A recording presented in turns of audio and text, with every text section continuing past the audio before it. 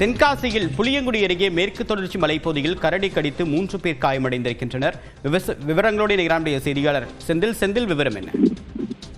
அதாவது தேவப்பிரியன், அதாவது தென்காசி மாவட்டம் மேற்கு தொடர்ச்சி மலைப்பகுதிகளில் யானை, சிறுத்தை புலி, கரடி உள்ளிட்ட பல்வேறு வன உயிரினங்கள் வாழ்ந்து வருகின்றன.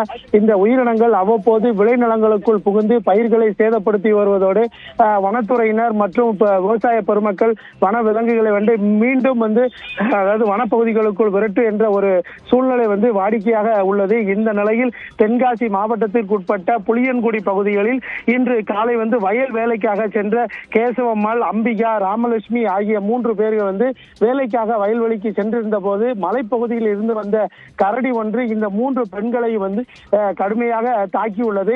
இதனால் அலறி அடித்த பெண்கள் அருகில் இருந்தவர்கள் உடனடியாக விவசாயிகள் மீட்டு புளியன்குடி அரசு மருத்துவமனைக்கு முதலுதவி சிகிச்சைக்காக அனுமதிக்கப்பட்ட நிலையில் அங்கு அவர்கள் சிகிச்சை அளிக்கப்பட்டு தற்போது மேல் சிகிச்சைக்காக பாளையங்கோட்டை அரசு மருத்துவமனைக்கு அனுப்பி வைக்கப்பட்ட நிலையில் விவசாய பெருமக்கள் மற்றும் அப்பகுதியைச் சேர்ந்த பொதுமக்கள் உடனடியாக சாலை மறியலில், அதாவது மதுரை திருமங்கலம் கொல்லம் தேசிய நெடுஞ்சாலையில் தற்போது சாலை மறியல் போராட்டத்தில் ஈடுபட்டு வருகின்றனர். மேலும் அதாவது வன விலங்குகளிலிருந்து விவசாயிகளை பாதுகாக்க வேண்டும், மேலும் வன உயிரினங்கள் விளைநிலங்களுக்குள் புதிதாக நடவடிக்கை எடுக்க வேண்டும் என்பது ஒட்டுமொத்த விவசாயிகளுடைய கோரிக்கையாகவே உள்ளது.